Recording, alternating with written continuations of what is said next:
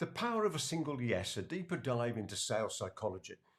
In a conversation, especially within the delicate framework of sales and negotiations, the word yes is the pivotal step. It's the moment where two ideas converge. The buyer realizes that what they want is available, and more than that the details and the terms and the supplier are acceptable. It's the point where agreements are forged and the doors to new opportunities swing wide open. It's such an important part of the buying and selling conversation. My thinking, my idea, my expression, if the first yes is the real yes, don't ask for the second yes. Let me say that again.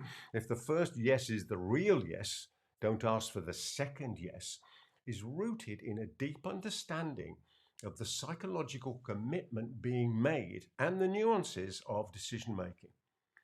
The psychological impact of the first yes, is so impactful. It's the point where individual choice meets persuasion. Psychologically, it signifies a moment of cognitive alignment. When a person says yes, they're not just agreeing to the proposition, they're also aligning that agreement with their self-image, with their values, with their beliefs, in fact, with their identity. The decision becomes part of who they are. You'll notice I'm using the verb to be, the verb associated with someone's identity. This is who I am. This alignment is delicate. It's like a mental handshake that once it's happened, it must be respected. And asking for a second yes can be psychologically jarring. It can unintentionally signal that the first agreement was insufficient. And this can lead to what's called cognitive dissonance. Now, cognitive dissonance being the psychological phenomenon that occurs when an individual experiences discomfort due to holding conflicting beliefs, attitudes, or values when their actions contradict their beliefs. So if we ask for the second yes, a person may begin to question their decision, wondering if their initial yes was premature or ill-informed. This doubt can reduce the trust and commitment that the first yes created. Here are the downsides of the second yes.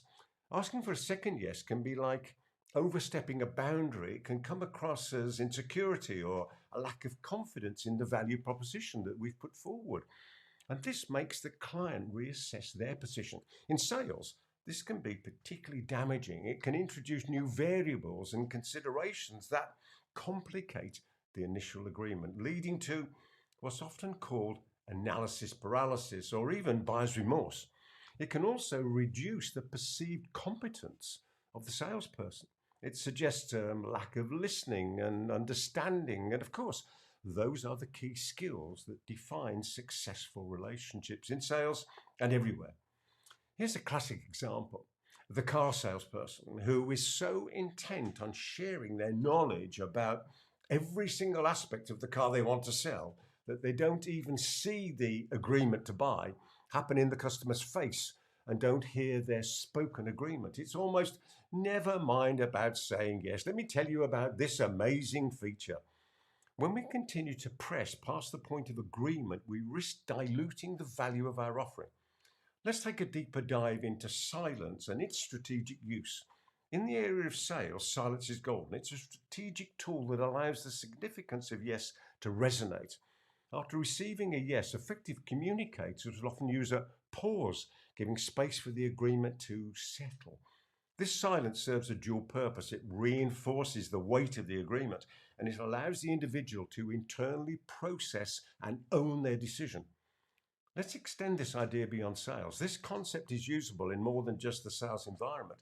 It touches every aspect of our interactions. In leadership, for example, a manager asking for repeated affirmation from their team may unwittingly undermine their authority and sow seeds of doubt about their decisions. In personal relationships, seeking constant validation can strain trust and suggest a lack of confidence. So here are some actions we can take to positively impact the first yes. We must adopt a listener's mindset. It's about tuning into the subtle cues that indicate agreement and readiness to go ahead. After receiving a yes, we can summarize the agreement to confirm understanding, then immediately transition to discussing the next steps. We can train ourselves to recognize the completion signals in conversation, nods, verbal affirmations, and other non-verbal cues.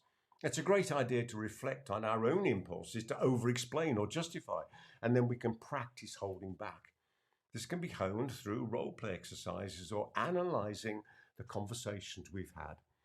Let's not underestimate the power of silence in conversation. It can convey confidence, respect, and understanding. By mastering the art of silence, we improve our ability to influence and persuade effectively. The first yes is a key moment in any conversation. By embracing the singular power of a yes and understanding the pitfalls of asking for a second yes, we can certainly make sure that we're more effective in all our commercial and social conversations and gain the benefit of even more agreements to go ahead.